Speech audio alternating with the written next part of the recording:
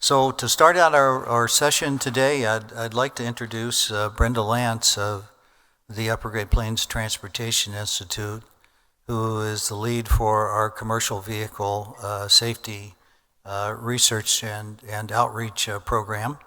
And Brenda then will introduce the first two panels today. We'll still plan to take our break at 10 a.m. So Brenda, if you could come to the podium, please, then I'll pass it to you.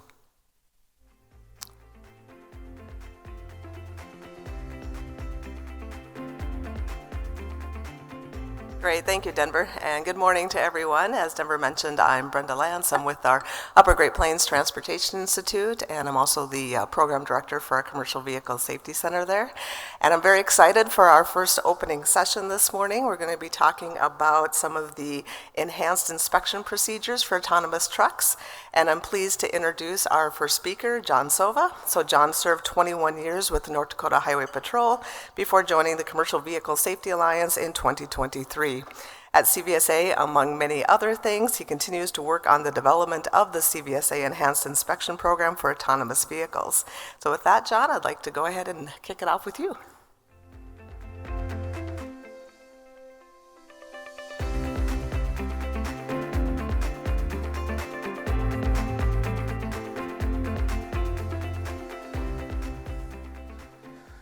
All right, good morning. Everybody hear me? Yeah, you're right. You can't see anything up here. I'm like Gary, coming from enforcement. I'm not the guy that likes to stand behind the podium. I can't stand still and stay close enough to the mic, so I got mic'd up this morning to make this hopefully go a little bit better for me. So, anyways, thanks Brenda for the or the introduction. I am here to talk about the CVSA Enhanced Inspection Program. Most of the talk yesterday was about the technology. You know, how does the ADS system work? How does it identify hazards? How does it drive safely? But when you're really talking about the commercial vehicle side of the world, there's other regulatory requirements that these vehicles are required to follow, and that kind of gets overlooked. So most of my presentations here kind of take people like, well, why are you talking about that here? We're talking about ADS technology here. Well, true, but that ADS technology is putting on trucks who still need to comply with the current regulatory commercial vehicle safety standards. And how do we ensure that these vehicles are in compliance with those vehicle safety standards?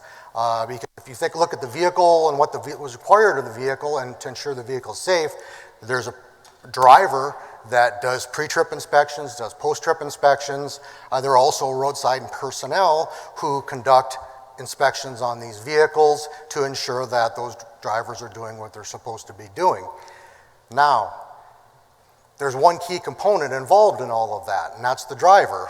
And that's the one thing we don't have when we're talking about an autonomous vehicle, is that driver that's supposed to be doing the pre-trip, post-trip inspection and is facilitating the inspection that the enforcement personnel is doing. So that's where the CVSA Enhanced Inspection Program comes into play.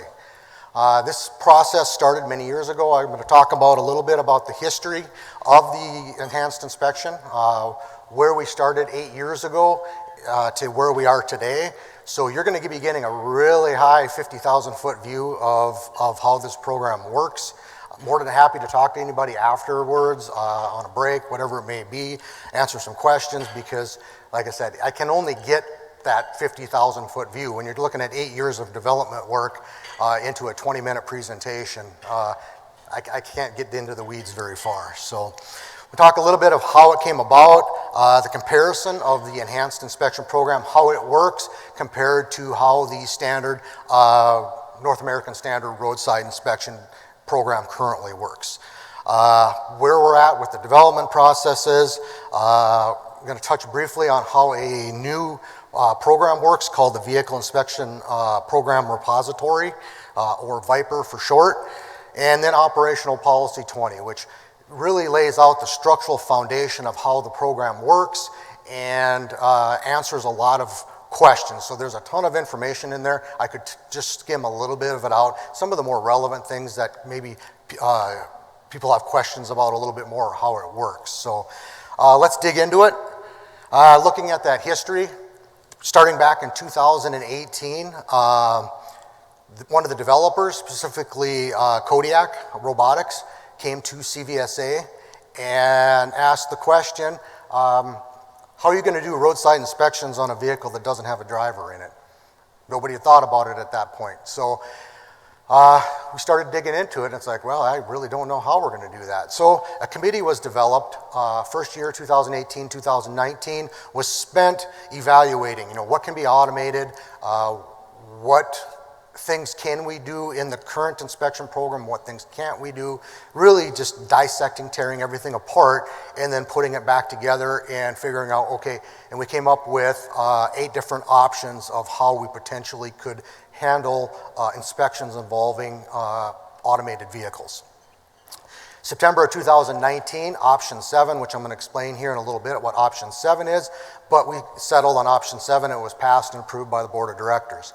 Then for the next 3 years, from 2019 to 2022, the first half of that program was developed, which included a standard, a procedure, a checklist, and a certification course that we could put people through to get them certified to conduct the inspections. That was approved in December of 2022. With the expectation, there was supposed to be a notice of proposed rulemaking from FMCSA in December of 2022, which would then help us figure out the next half of it and the vision of where maybe FMCSA was involved. Through the development of this, FMCSA was a silent partner in the room, listening to all the conversations of this process, actually all the way through all 8 years we've been working on it. FMCSA has been involved and a silent partner listening to those conversations. So hopefully when we do see an NPRM, which we haven't seen yet, right now it's latest prediction is December of 22, but I'm not sure if that'll happen, or December of 25, but we'll see if that happens or not. But hopefully it falls in line. Since they're involved, we're hoping that when we do see the NPRM, it kind of aligns with what we've been doing. So, but anyways, 2022 September, that was approved. 2023, February of that year, we held our first certification course in Grapevine, Texas. I've been continuing to hold them since then, but we'll talk about that in a few minutes too. 2023, August of 2023, a new working group was established, or an ad hoc, to finish the development of that program. As I mentioned, that first part, the course, the checklist, the standard, all that stuff, we kind of broke it into 2 parts. We finished the first part, now we needed to finish the second part, and then also answer parking lot questions that came up during the first session, during the first 3-4 years, and then also continue to, there's going to continue to be more questions so we can deal with those. So August of that year, since then we've been working on the development of the second half, and that is really the technology piece. May of 2025, Operational Policy 20 was approved, and that is the structural operation of the program. That if, okay, you want to know how does this work, or how am I supposed to do this, what fields are in the database, so forth and so on. What does it mean to have a vehicle pass an enhanced inspection? All of those different things are laid out within that policy. That was approved in May of this year. Anticipation of, you heard yesterday that many of the companies were looking to go driver out in 2025. So we've been working feverishly to get us to that point. So we're trying to stay on track with the developers to make sure that we're ready to go when they are. We do have a pilot program running with DriveWise that is in the interim can really meet the requirements of the program until we finish developing more or less the final version of the program. So what is option 7? Option 7 is a no defect point of origin inspection for level 4, level 5 vehicles. So, and if this point of origin inspection is done by a CVSA trained and certified inspector, CVSA also trains and certifies all of the enforcement roadside inspectors. So these inspectors are actually trained to a higher standard than roadside enforcement inspectors are trained to. They have a higher standard that they have to meet in order to receive their certification and also maintain that certification. During the trip, so that inspection is done before the vehicle is placed out onto the road, and then, excuse me, as the vehicle approaches inspection locations, that vehicle must be able to communicate that the ADS system is engaged and have a way to communicate the inspection information to enforcement personnel in that inspection location. The vehicle would be allowed then to bypass that inspection location, and except in the case of like an imminent hazard, traffic violation, so forth. Pictorial at the bottom depicted how the process works. This one also has that same pictorial on it, and it compares and contrasts the current roadside inspection program to that of the enhanced inspection program. On the top, you have the current roadside inspection program. It starts off with a driver who conducts a pre-trip inspection. That driver, depending upon the company, may or may not have ever had any training on what a defective component looks like.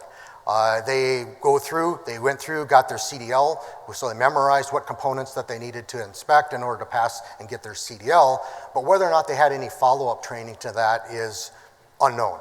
Like I said, some carriers may do some training in that area, others may not. So that driver, the knowledge and depth of knowledge is different across the drivers out there operating on the road. Anyways, that driver then, who may not have had any training, knows what components he's looking at, but doesn't really know anything about how to identify a defective component, goes out, drives the truck, gets pulled in for a random inspection at inspection locations, scale facilities, where enforcement is trained and certified to identify those defective components. And inspection is completed, the vehicle goes on the road. On the bottom, you have the enhanced inspection. More or less, we've moved that certified inspector from doing random inspections on vehicles. That vehicle may receive one seldom. Some vehicles never receive roadside inspections, depending upon the area of operation.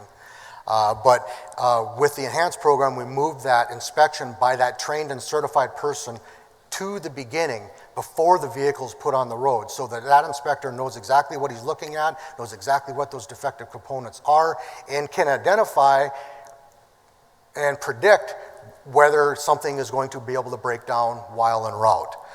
So it's to get that stuff fixed so that you never put anything out there that's ready to be broken down.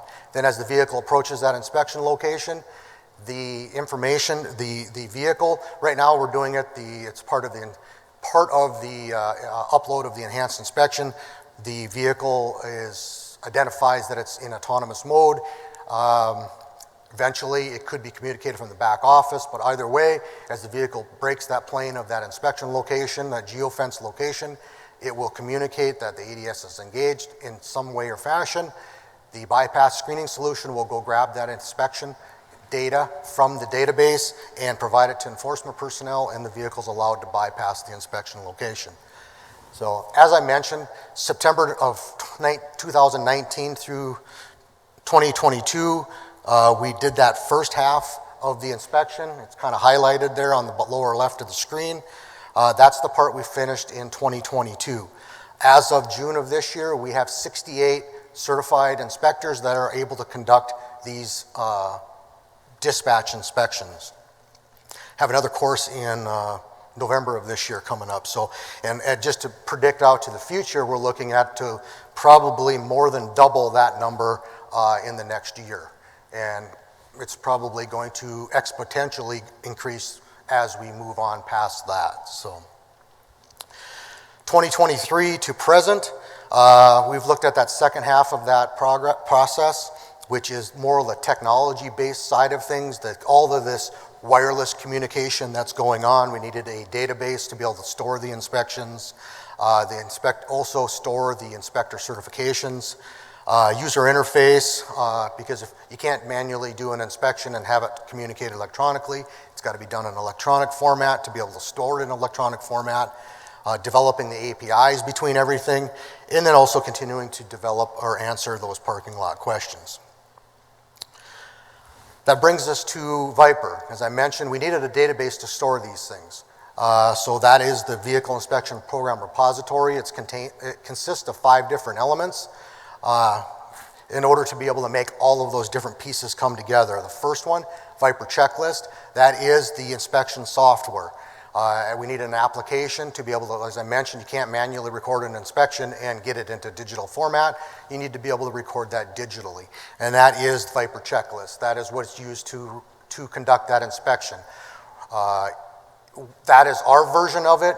It has been developed, the program's been developed to allow third-party software developers to develop an inspection application. A carrier may also be able to develop their own inspection personalized so that it integrates with their maintenance, fleet maintenance software. So there's flexibility in how that was built and made. The key there is Viper Connect. That's the API. That's where whether it's CVSA's inspection application or some other third-party or carrier's application, gets the data up to the databases through that API. The API verifies, makes sure that all of the fields that are required have information in them. It also checks CVSA's member portal where we track inspector certification and to ensure that that inspector has valid active certification. Otherwise, it would reject that inspection because that inspector is not able to do an inspection because they are not currently certified. So it checks all of that through the API. Future enhancements to that may be we're looking at is hopefully the ability to check registration. So be able to check the registration on the truck, the trailer, check for out of service orders, federal out of service orders, check IFTA, UCR, check all of those credential requirements that commercial vehicles are required to have up front, so if any of those are not valid, then the vehicle would not be able to be put out on the road in the first place. So that brings us to the next one, Viper Cloud. That is the database itself. That stores the inspection information. On the other side of that, we have another API called Viper Check. That one is the one that the inspection location or the bypass screening solution will go in when, okay, it says the vehicle's approaching the inspection location, communicates the ADS system, ADS is engaged. It will then go and grab the information through that API from the database and display it to enforcement personnel in the inspection location. Last piece of it is Viper Command, and as you would expect, there needs to be a portal for an administrator to oversee the database, oversee inspector certifications, be able to manage all of the different pieces that are going on. Just a quick look at all of the different fields. I've condensed them. There's actually way more than this. There are a lot of fields because the database or the whole program was also established to allow the developers that they talked about drop hook. They're running point to point. Have a trailer, they roll into a yard, they unhook the trailer, hook the power unit up to a different trailer, check it all out, send it back out on the road. Well, that takes time. In order to speed up and make that a process efficient, they're able to stage vehicles. So there's a staged inspector, there's a stage time, there's all the different pieces that go along with what would normally be an inspection, also with a staged inspection, so that they can take pre-inspected vehicles, hook them together, verify, do a final verification that any of the connections weren't affected, and then that vehicle can be placed out onto the road. So there's a ton of fields in that database in order to be able to track all of this information that's happening. One big one there is weight. That one is something, if you know, most inspection locations are also scale locations. How do we deal with weight? Weight is a different animal because it's not handled by the same federal program. FMCSA handles the safety regulations. FHWA, Federal Highway, handles the weight. But weight is mainly left to the states, which when you're trying to make a harmonized program across all the states, with all of the states having different size and weight rules, makes it very difficult. If there's any truck drivers or carriers in the room, know that weight can be problematic because it changes from jurisdiction to jurisdiction, which also lays into the question that was brought up yesterday. Why don't we just stick with federal or stick with state regulation and not worry about federal? That's why, because when you're running state to state, you need to have that harmonized regulation or oversight or requirements in order to make that easier for carriers to travel across those state lines. Plus, we're dealing with federal regulations here, which can only be enforced by state personnel on state carriers, in-state carriers, and when you're traveling across lines, they lose that jurisdiction. So that's why there needs to be the federal framework for it. Operational Policy 20 As I mentioned, there is a great deal of information in here. It's available, if you're a CVSA member, it's available out on our website in the member portal under the operation manual. It lays out a lot of the different, like I said, the different operational characteristics and how the program works and what you're expected to do to make different parts of it work, including the oversight piece, which we'll talk about in a little bit. But specific paragraphs or sections of the operational policy that I wanted to talk about were the electronic decal, operational status, roadside inspections, post-crash inspections, weight, and terminal inspections are the ones I wanted to talk about today. Electronic decal. We do a lot of talking about this. Well, if it's passed its inspection, it's going to be able to bypass inspection locations. Well, the term bypass is actually associated with something that's already out there. Those familiar with the industry, there's DriveWise and there's also Pre-Pass Safety Alliance. Both of them offer scale bypass solutions that are based on, you sign up for it and they do randomized based on pull-in percentages of what they have set up for their state, and the state determines what those pull-in percentages are. So when we're talking about a bypass with the enhanced inspection, we're not talking about a traditional bypass here. We're actually talking about screening of the vehicle with an electronic decal. The current roadside inspection program, a vehicle, as mentioned, it pulls in, gets that random inspection completed by an enforcement officer in inspection location. If it passes the full level 1 inspection with no critical defects, it will get a little sticker, and that's what you see on the bottom of the screen, and it has different ways, corners removed and so forth, that identify when an inspection that vehicle passed the inspection.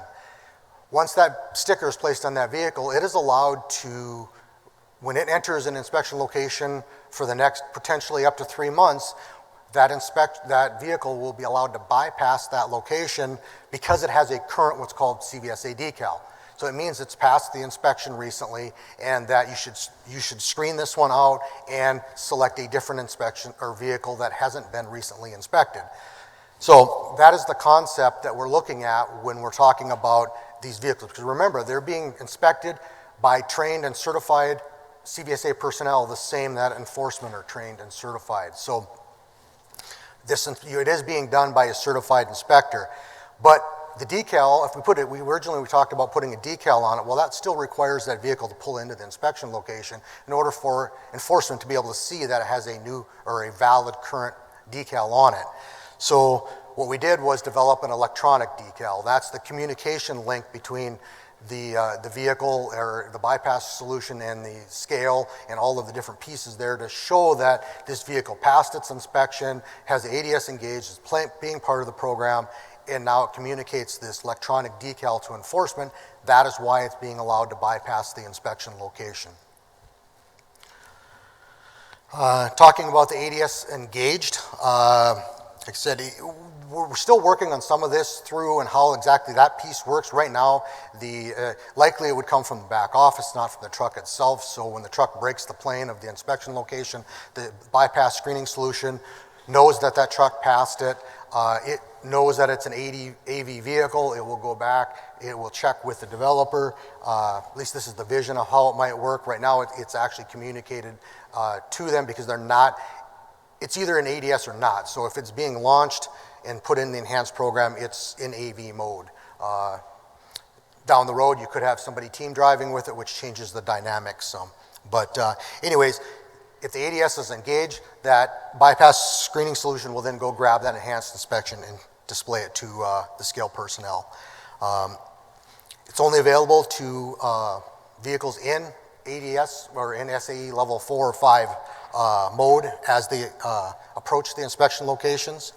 If the ADS is not engaged, which means you have a human driver in there, the roadside screening solution will not go and retrieve anything. Basically, once it's communicated that ADS is not engaged, then everything just reverts back to normal the way everything is done right now, and it will fall into the normal bypass screening rules that are established at that particular inspection location.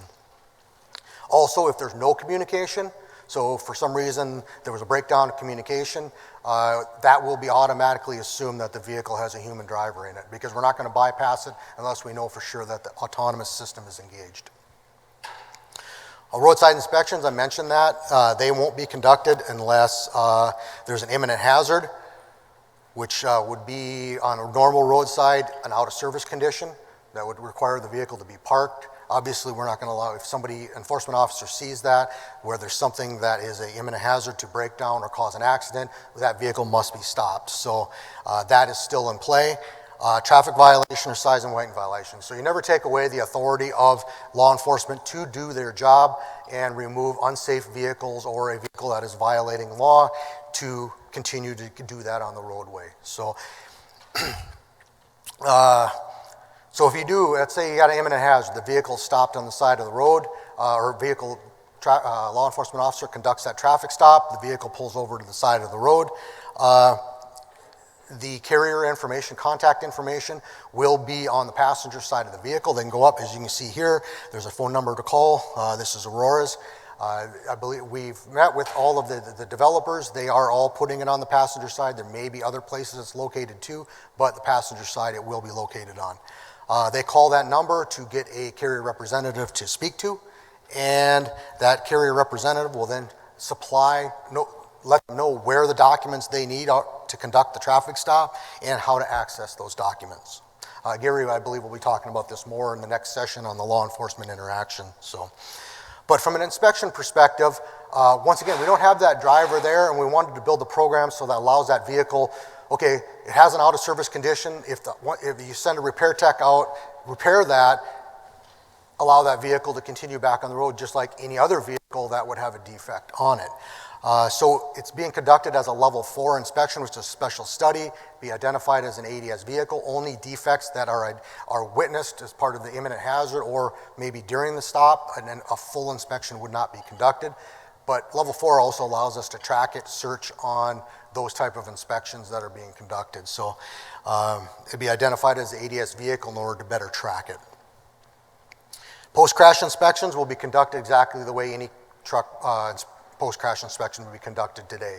Obviously, you need somebody to facilitate it. Carrier representatives are going to be there to facilitate and help enforcement personnel with those inspections. Vehicle weight was one of the areas I talked about. That's a whole different, because it's a different federal agency. We have worked through it with them to some degree. It's been a little bit hard with the shakeup at the federal level and the number of employees that took early retirement in the buyout program, things like that. There's been a lot of change in positions. So it's been somewhat difficult to make progress in that area, but we do have a basis figured out on it. The developers will be, or carriers will be weighing these vehicles. They have platform or portable scales. We're looking at a way to do onboard technology to be able to weigh the vehicles while in motion. So if the load changes throughout the trip, it can also update the information in the database. But weights will be provided with the enhanced inspection up to the database. Those weights will also be provided to inspection locations. So if there's no scale there, they're actually getting more information, enforcement personnel, than they would get otherwise.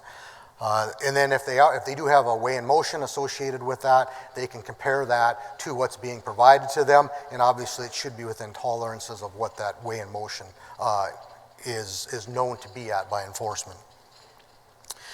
Variance between it is not an overweight violation in itself.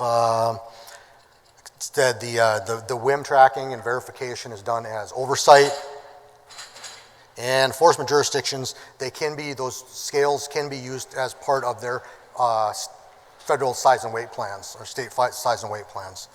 It is approved as part of the federal program to allow that. So, dispatch transit inspections, they're uploaded before the vehicles are put onto the roadway. Upload time is the time of dispatch. They can only run up to 24 hours before having to have another full inspection completed on them.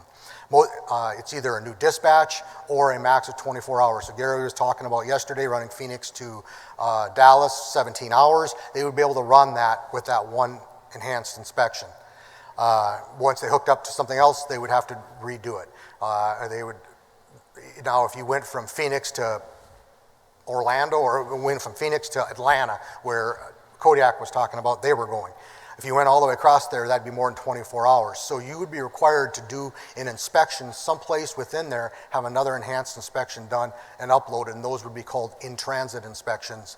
And there's some different rules that are played by with that. So terminal inspections, these are considered oversight inspections.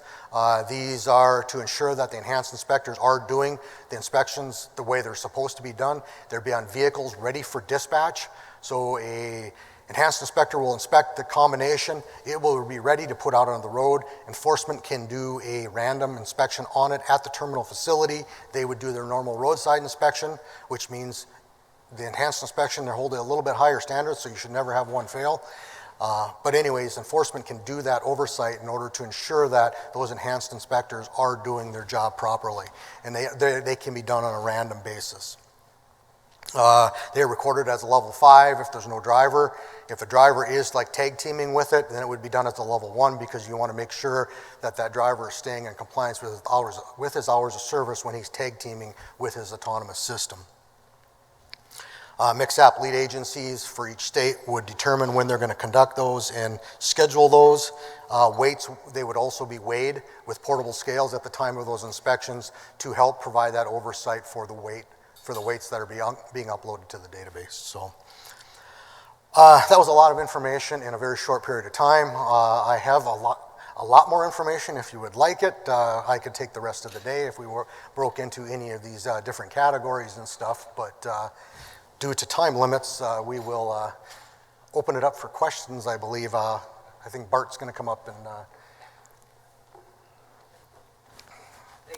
Thank you very much, John. Appreciate that. Yeah, I think we'll go ahead and have Bart come up and give some remarks. And so definitely note down your questions, make a note of them, and then we'll do some Q&A after Bart has a chance to say a few words as well. So I know we heard from Bart yesterday, but just a quick introduction. He was formerly a captain with the Texas Highway Patrol and is now the Director of Fleet and Operational Safety at Bot Auto. So I'd like to welcome him up to the stage to give us a little bit of his perspective of some of what John had shared with us.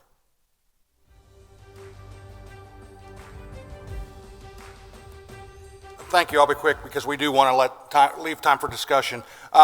Mostly today I'll be speaking kind of the perspective from my previous role as a captain with the Texas Highway Patrol in our commercial vehicle enforcement, because I was in position at the time we were rolling this out. Also chaired the committee at CVSA when we passed this this program. And so I just, first of all want to acknowledge John and the work that CVSA has done on this. It's kind of nice today. John is kind of the godfather of this enhanced inspection program. And yesterday I got to hang out up on stage with Richard Bishop, the godfather of autonomy in America. That guy's been doing autonomy before most people realized autonomy even existed. So it's a pleasure and an honor to be here with such smart people. Just my quick key points. First of all, this was a huge paradigm shift in enforcement. This is CVSA training company employees, Bot Auto employees, or Kodiak or Aurora employees to inspect their own trucks and granting bypasses on the behalf of that inspection. That was a big sell. That was a hard sell with our enforcement partners around the country. And again, I was still in uniform when we were doing this.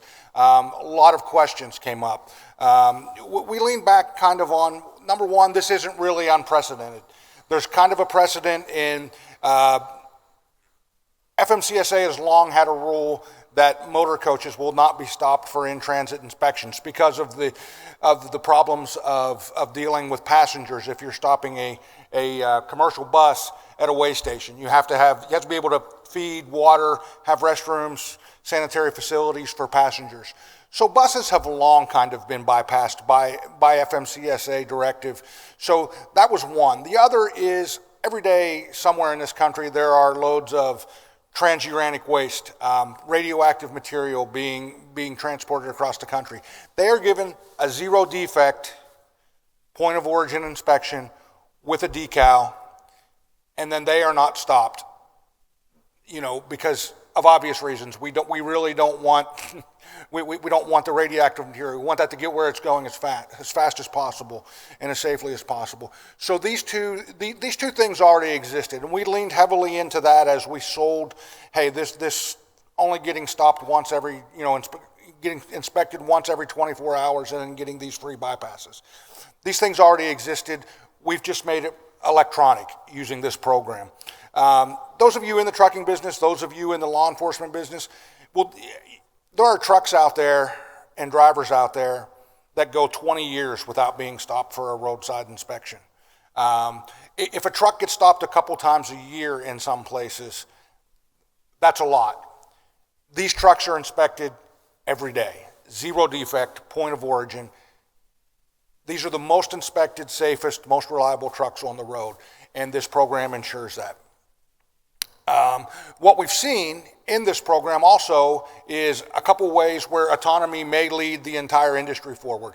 First of all, we're not, those of us that are partnered with freight carriers, we're not pulling our own trailers typically. We're taking our truck to a location and hooking up to a freight partner's trailer. Those trailers are also subject to this. And, I don't know how it is in North Dakota, but in Texas, the trailer pool isn't in the best shape. And there was a little initial tension there between the autonomous carriers and some of the freight providers who were sending trailers that weren't ready to pass this inspection. And so now they know we want to work with these folks. We want to work with Bart. We want to work with Aurora. We want to work with Kodiak. So our trailers have to be able to pass this inspection. So in that small way, we feel like we're already raising the quality and the safety of transportation in Texas. So it's been very good. John mentioned, at the end of his presentation, the checks and balances, the terminal inspections. That's the big thing, right? Is how do we know, obviously, if I'm doing an inspection for Bart Auto, I've got a financial interest, a company interest in that truck moving. How do we know that I'm doing a good job, right? How do we know that I'm not just pencil whipping that enhanced inspection? Anytime that I'm open, anytime that I'm launching trucks, the Texas Highway Patrol, Texas Department of Public Safety can come to our facility where we're inspecting trucks. They can follow my inspection or my employee's inspection with one of their own to verify that we're doing this right. That's a spot check. And again, it's been a hard push turning this over to non-enforcement personnel to do these inspections. And I get that as a former enforcement person, but then we have to talk about what are the options. Don't just tell me you don't like that we're allowing the companies to do the inspections. Give me an alternative. Because I'll tell you, Texas Highway Patrol, Commercial Vehicle Enforcement, the Texas Department of Public Safety, we're one of the largest state agency enforcement agencies in the country. And we don't have the personnel to go out and do these inspections, to make these inspections happen. I'm looking at my friends, looking at Josh and my friends back there from North Dakota Highway Patrol. I guarantee you, they don't have the people to go out once you get autonomy up here and do these inspections. So we have to do this. We have to have those checks and balances. We continue to work on that. And so far it's worked. In Texas, it's been a great success. We've had 0 issues with it. Every developer's been a great partner. The bypass providers have been great partners. This simply is working.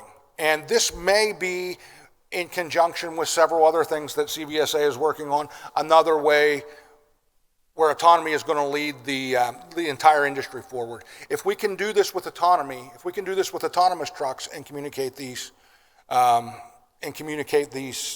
inspections and grant bypasses, maybe eventually we can do that with non-autonomous trucks. Right now, this inspection is not set up anticipating that there be a driver. So driver's license, medical card, hours of service, all those things are not accounted for in this inspection. So it doesn't really fit when there's a driver, as John mentioned several times. But we're also working on that piece in parallel with this in other programs at CVSA. So this may be a time, when it comes time when you start hearing about electronic inspections or level 8 electronic inspections from CVSA, we will have already proved out that this is a possibility on the autonomous side. So again, that's just a couple real quick points on this that I wanted to throw out there. Biggest one being that these are the most inspected trucks on the highway today in Texas. Not even close. Orders of magnitude more inspections than any other truck. So we feel like these are the safest, most reliable trucks on the road, but do want to respect time for questions and comments. So Brenda, I'll turn it over to you.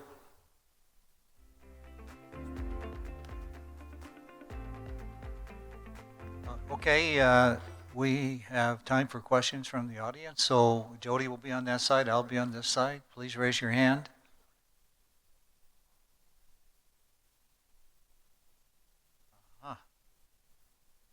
The autonomous. How about the scales, these portable scales you're talking about? How will those work for the autonomous trucks? I didn't quite get the question. It's about scales and autonomous trucks. But Yeah, how would the scales work for autonomous trucks? Portable scales. I mean, that's the entire genesis of this option 7 that John talked about is they don't, right? Anybody that's involved in trucking or on either the trucking or the enforcement side that's ever been through an inspection understands how deeply involved the human driver is in those processes, whether it's weight, whether it's running the windshield wipers and the turn signals, pulling forward, pulling back, doing whatever is asked of by the inspector. That was the entire conundrum that led to this program. So yeah, it would be really impossible at a current technological standard for us to be weighed on portable scales with no driver. Yeah, and take that a step further. When I did talk about portable scales in my presentation, it was at the location. It wasn't enforcement using, if the enforcement was doing it, it was at a terminal where there was a carrier official available to assist with that. And then also, it was another option, because right now, it's like whether or not a autonomous developer may not be to the point where they're installing a fixed platform at their launch facility, or they're launching from or dispatching from a shipper receiver location. In that particular case, it was a portable scales are something that can be certified and could be used to accomplish that at these non-standardized locations while we work on the other piece. Because really the key piece here is the technology, onboard systems, and right now, as part of the size and weight program for states,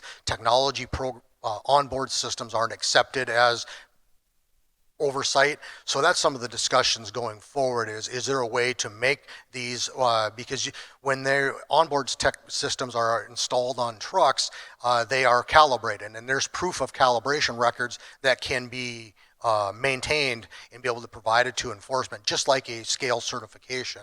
So I think there's a way to make this work, and it's trying to move everything forward.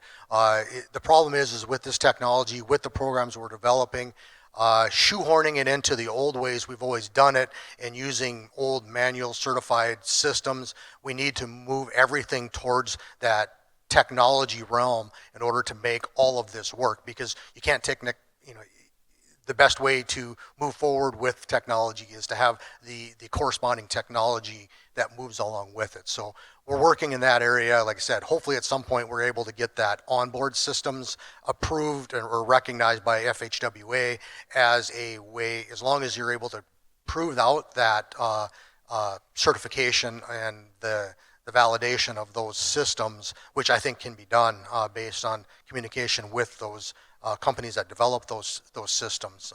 So it's a matter of time. Evolution, I think we'll get there. Yeah, John mentioned the way we've always done things. That just simply doesn't work anymore. And that's hard for those of us that spent a long time in law enforcement. The two things we hate are the way things are and when things change. And right now things are changing, and they're changing fast. And the phrase that I've used 100 times, I think the first time I ever said it was, in Omaha, Nebraska, when we were up there talking about some electronic programs, is we can't overcop these things. We can think about all the things that can go wrong, but we have to be willing to accept some risk. I was in a unique position as we were developing this program, as also being the guy in Texas who had the ability to greenlight a pilot program for it. So we did that, and as I said, it's been going on for over 2 years now in Texas with zero issues. So in a normal inspection, you have out-of-service issues and you have defects that aren't out of service. The vendors yesterday talked about like a zero fail rate on anything they send out. Does CVSA hold to those same standards? I mean, are there defects that they're acceptable? And how does that involve the redundant systems as well? Do you test those and make sure everything works? Or what's the standard going forward from an enforcement point of view? Okay, good question. When you're talking redundant systems, you're talking about the systems that are the AV technology themselves, and that is not the enhanced inspection program just includes when it comes to the inspection of the autonomous systems, the lidars, the radars, that everything's in calibration. That is actually done much like they talked about yesterday, the self-certification. More or less, it's done. It's required to be inspected according to manufacturer's recommendations. And that doesn't sound like anything. What kind of oversight is that? Well, actually, it's quite a bit, because it just codified the manufacturer's recommendations. So when an inspector puts a vehicle out onto the road and that vehicle is required to be inspected to manufacturer's specifications, so if Bart Auto says you have to do this, this, this, and this, and you don't do this, this, this, and this, that means you did not follow proper procedure and it is not a proper enhanced inspection. So it brings all of those procedures then, even though the problem is each carrier, or not each carrier, each developer has their own system, and they have those particular requirements that are specific to their system, which is kind of the secret sauce, which they don't necessarily share with everybody else, and to be expected. But it also makes it very difficult to do a standardized program when you're checking things that are unique to each system.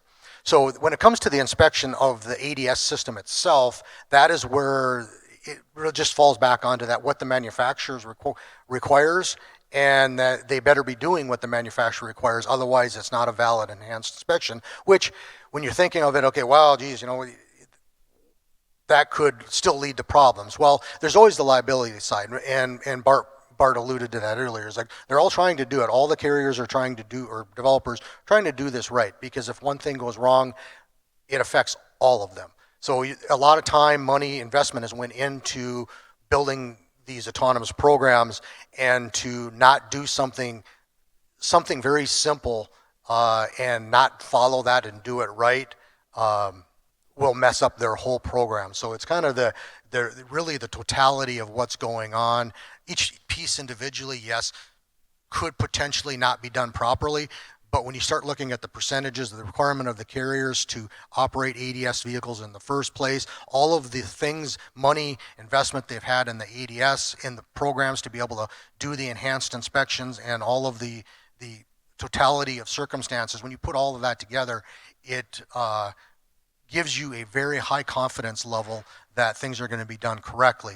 Now, when it comes to the enhanced inspection, there are no violations. Well, on in-transit, technically there are. On dispatch inspections, any defect has to be repaired before it's placed onto the road. So out of service doesn't really matter, because every defect is out of service, because you can't put it on the road with a defect.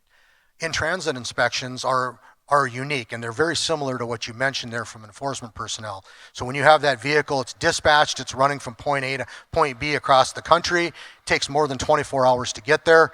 It's required to have that in-transit inspection, because it can't go more than 24 hours.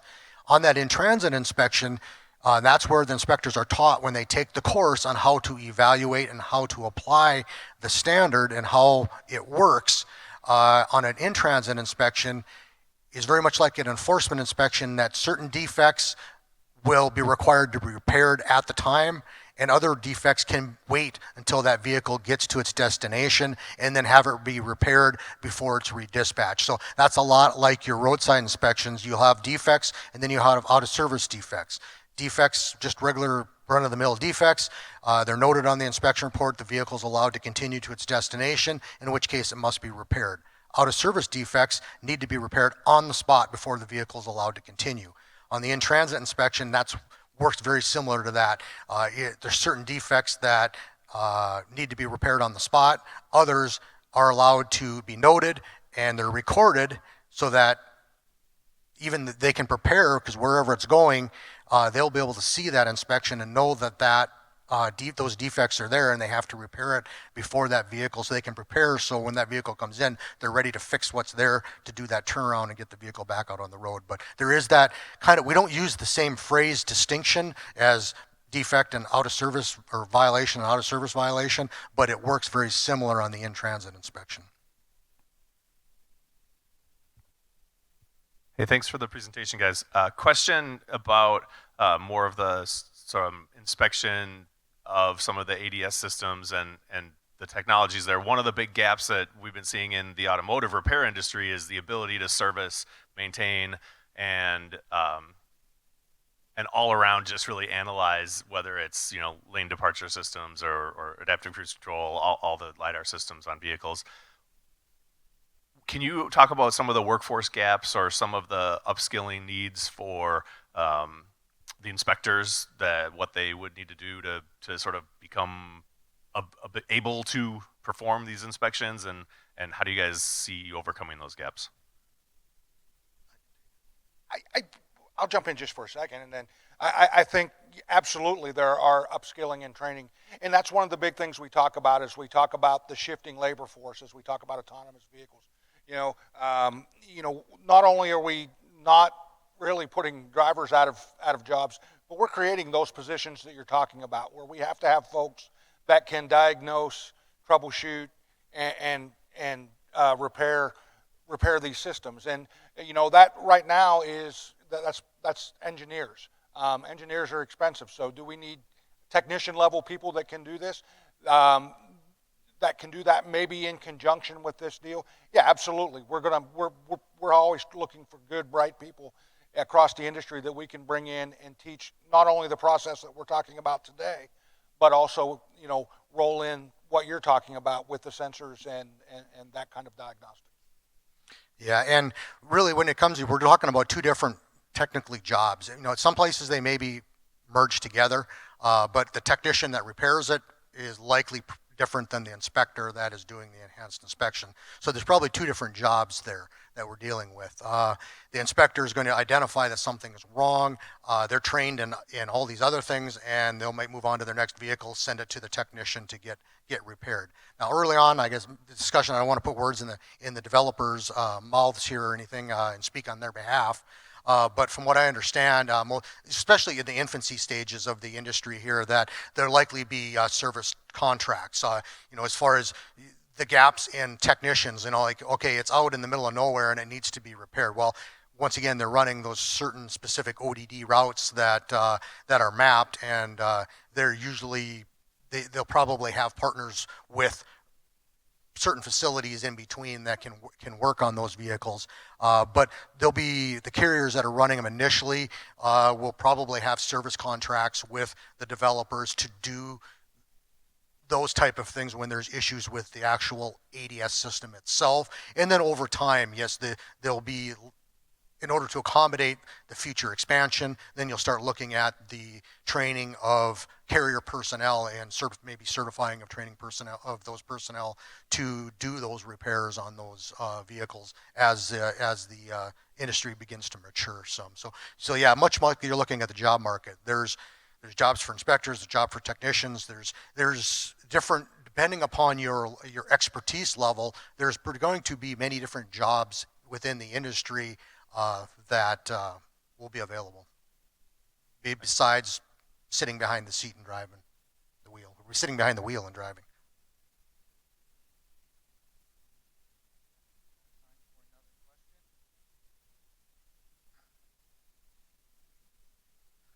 There was a question yesterday about hazmat. If there's no other questions, I can speak to that briefly. Right now, there is none of the developers are transporting hazardous materials right now. We have been talking about it. You mentioned about, well, hazmat, you have to do an inspections every so often with hazmat. Same thing actually holds true with a flatbed trailer. They're all running dry van, some more of an enclosed trailer where cargo securement is lighter packages, as long as it's contained within the vehicle, is going to be okay.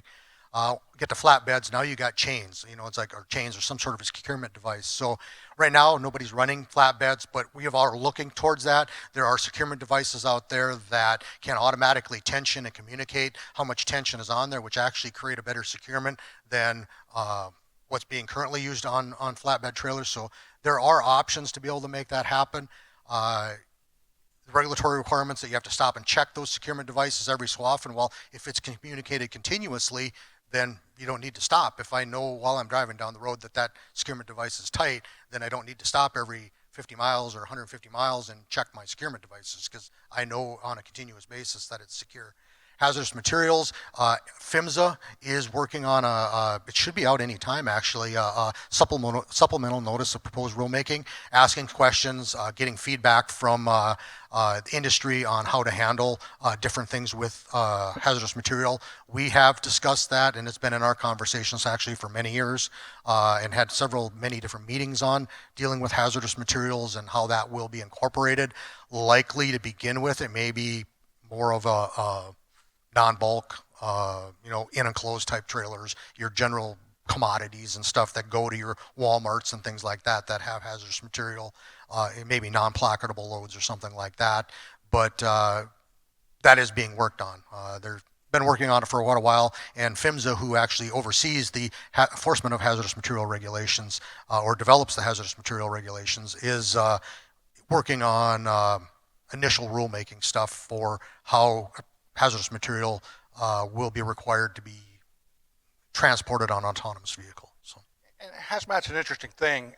Just really quickly, in Texas, and I believe from looking at the statute and hearing the talk yesterday, places like Texas and Arizona, and I'll speak specifically to Texas, there's absolutely nothing in Texas statute that would prevent an autonomous vehicle from hooking up to a cargo tank full of gasoline and delivering it. That is completely, if a human can haul it in Texas, an autonomous vehicle can haul it in Texas. But we, in the developer community now, I put that hat on and speak from this side of the fence, we understand that we haven't built that social trust, that social contract is not strong enough yet with either our enforcement and regulatory bodies or the public at large. So that's why nobody anticipates hauling hazardous materials, oversized loads, passenger carrying vehicles in the near future. Like John said, we're pretty happy to stick with dry vans and easy cargo at this point, and there's plenty of that out there. But we will eventually get there. If these are, as I believe, the safest vehicles, the safest truck tractors, the safest commercial trucks on the road, then eventually I would submit we want these trucks hauling hazmat. We want these trucks hauling passengers. We might want these running school buses, right? But that's not today. That's a conversation for maybe next year. If Denver's kind enough to have us back, we'll be closer to that jumping off point. Well, go ahead, John. No, and I was just going to follow up with Bart. That was kind of where I was going to leave it at the end. That one was when, and Bart kind of left it there, was, just think about it. Like right now, the data's out there. Everything is still an unknown. We have a good feeling that these vehicles are going to be the safest vehicles on the road. 94% of crashes are due to human error. So if we can remove that human error from crashes, or human error from the operation of the vehicles, so you would expect the safety to improve and the number of crashes to go down. And that's one of the, I know people, when you talk about hazmat, especially you talk about cargo tanks, everybody immediately, you can see it in most of the time when you're having discussions, it's like, I can't see anything today, but normally you see the eyes get big and it's like, oh my God, no, we can't have cargo tanks of gasoline being hauled by an autonomous vehicle. But you pose the question like Bart did at the end there, it's like, well, if we get down the road a few years and these vehicles do prove out to be the safest, by far safest vehicles on the roadway, don't you want the most dangerous and the most precious cargo transported by the safest vehicles on the road? You know, so right now we don't have the data to prove that, and that's why it's still up in the air. Once the data is there, we'll know. You know, maybe we can't ever haul hazardous material with them because the safety doesn't prove out. But I'm confident it will. So. Okay, well, thank you so much, Brenda. Thank you for this great panel. Let's give them a hand. And then we'll move right into our next session.